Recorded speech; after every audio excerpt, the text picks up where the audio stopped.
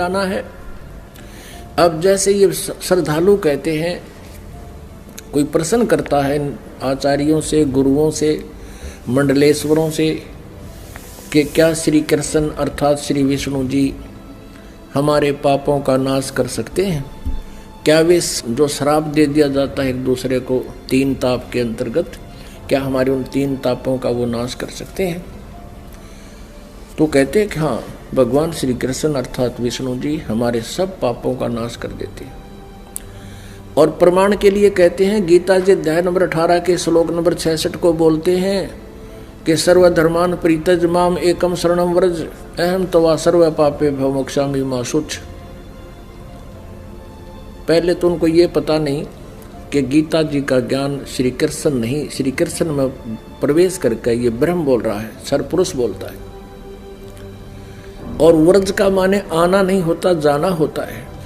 अब गीता ज्ञान दाता सरपुरुष है, ये ब्रह्म है, और ये परम अक्षर ब्रह्म की शरण में जाने को कहता एकम। एकम माने जिसके बराबर दूसरा ना हो, अद्वितीय। उसकी शरण में जा, उसकी शरण में जाने से फिर तू मेरे सतर की जो पूजाएं हैं मुझे छोड़ दे, ये ब्रह्म कहता है। फिर मैं तुझे यहाँ कुत्ते गधे सूअर यानी कष्ट नहीं दूंगा, मैं अपना कर्जा चुका लूंगा। तो यहाँ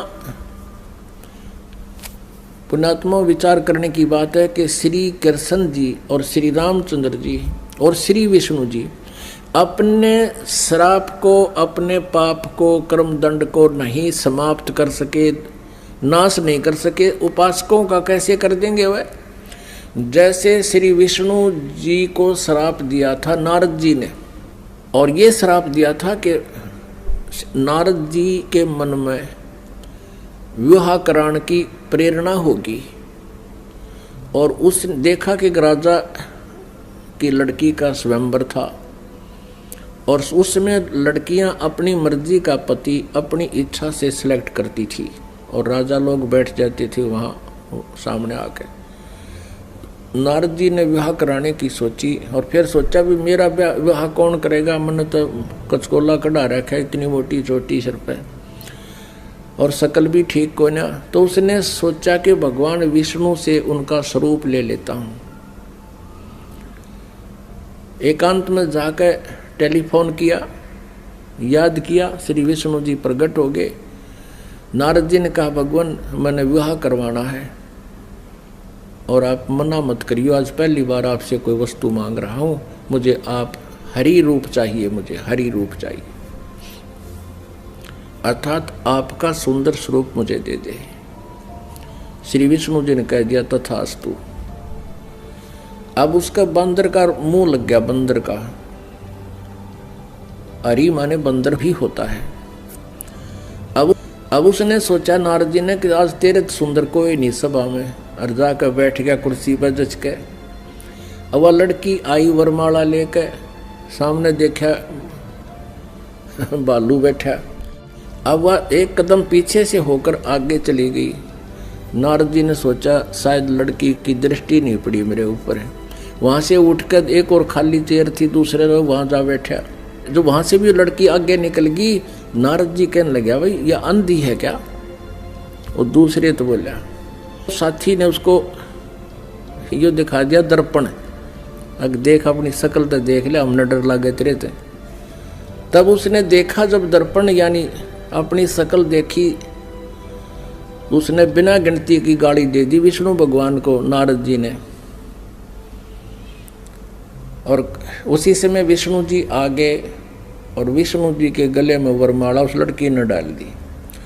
तब नारद जी ने विष्णु जी से कहा कि तू सचमुच धोखेबाज है, जैसे आज मैं एक औरत के वियोग में रो रहा हूँ, एक जीवन तू सारा अपनी पत्नी के वियोग में रोएगा, तुम्हारा कभी मिलन नहीं हो पाओगा। उसी श्रापवश श्री विष्णु जी श्री रामचंद्र रूप में अयोध्या के राजा दशरथ के घर जन्मे।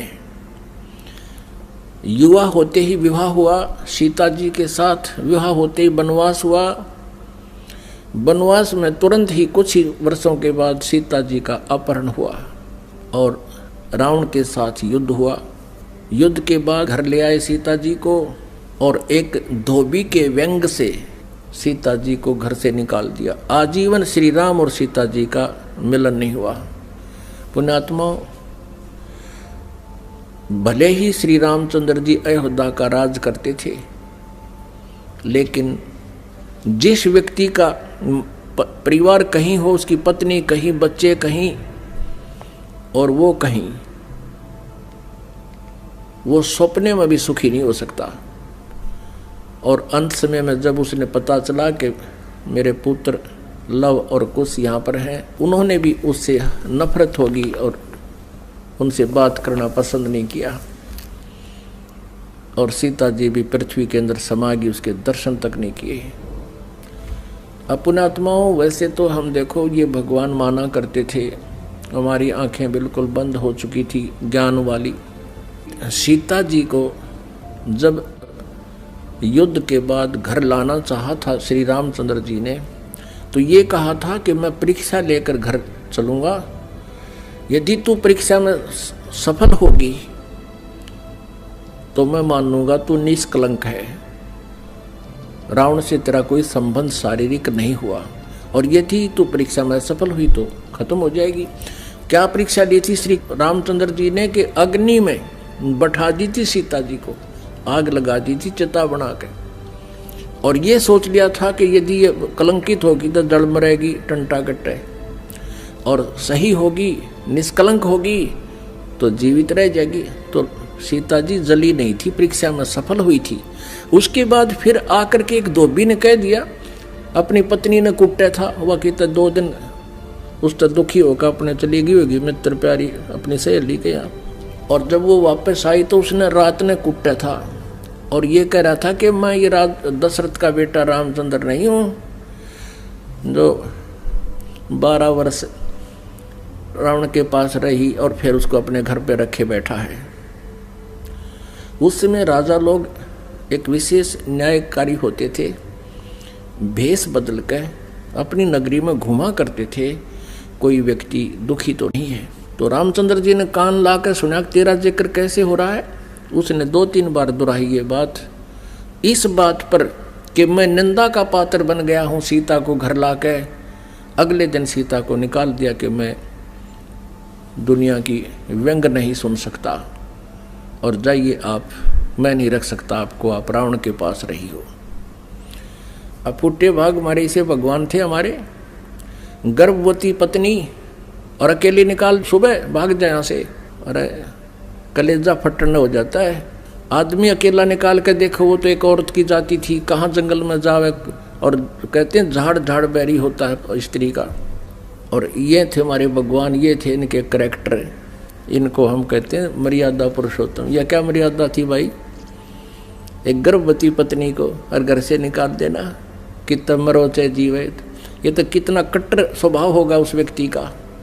अब कहने का भाव ये है पुण्यात्माओं, श्री रामचंद्र जी को जब पता चला, उसने अश्वमेघ यज्ञ करी थी, घोड़ा छोड़ दिया, लव कुश ने पकड़ दिया, रामचंद्र जी के छक्के छुड़ा दिए। सीता को पता चला तो दर्शन भी नहीं करे, उसे किसी के दर्शन करूं समागी धरती में। और श्री रामचंद्र जी ने आकर के वापस इसी दुख में सरयू नदी में जल समाधि ले ली, सरयू नदी में शरीर छोड़ दिया।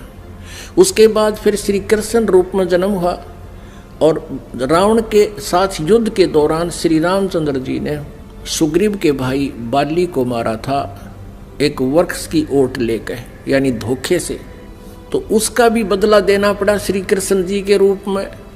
वही विष्णु वाली आत्मा श्री कृष्ण जी हुई, और बाली वाली आत्मा यानी राम वाली आत्मा श्री कृष्ण रूप में द्वापर में जन्मे, और बाली वाली आत्मा एक शिकारी बना, और उसने एक विषाक्त तीर बनवा लिया, और श्री कृष्ण जी के पैर में तलवे में तीर मार दिया विषाक्त, जिसके कारण उसकी मृत्यु हुई श्री कृष्ण जी की। श्री कृष्ण जी ने जब पूछा उससे, उस पारधी से, शिकारी से, शिकारी ने भगवान से कहा कि हे राजा, हे राजन, मेरे से गलती धोखे से आपके पैर में तीर लग गया, आपके पैर में पद्म है, ये चमक रहा था। दिन का समय, झुरमट सी वृक्ष की छाई हुई थी और मैं शिकार के लिए घूम रहा था। आपके ये पद्म की रोशनी मुझे लगा जैसे मृग की आंख है हिरण की। मैंने धोखे से, गलती से तीर मार दिया और ये तो विषाक्त है, अब आप जी नहीं सकते, मुझसे धोखा हो गया, गलती होगी, माफ करो, क्षमा करो। तब श्री कृष्ण जी ने कहा कि बाली, ये तेरे से धोखा नहीं हुआ, ये ऐसा ही होना था। भाई मैंने तेरे को धोखे से मारा था त्रेता युग में, और आज मैं वो बदला दे चला हूं। अब दुर्वासा जी ने श्राप दिया था यादव कुल को, श्री कृष्ण जी के कुल को श्री कृष्ण जी के समक्ष ही श्राप दे दिया था कि यादव कुल का नाश होगा। किसने? इस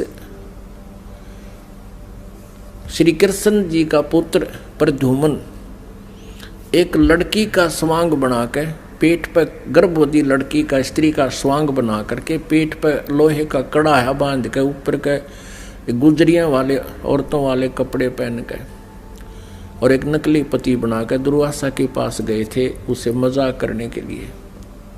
और ये पूछा था कि हे ऋषि, सुना है आप भूत भविष्य वर्तमान की सभी बता देते हो, त्रिकालदर्शी हो, बताइएगा इसके लड़का होगा या लड़की।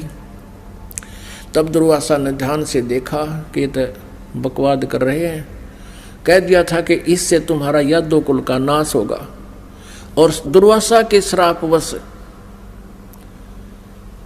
56 करोड़ यादव आपस में लड़कर मर गए, और श्री कृष्ण जी भी उसी कढ़ाई के तीर से मरा जो शिकारी ने बना रखा था लोहे से।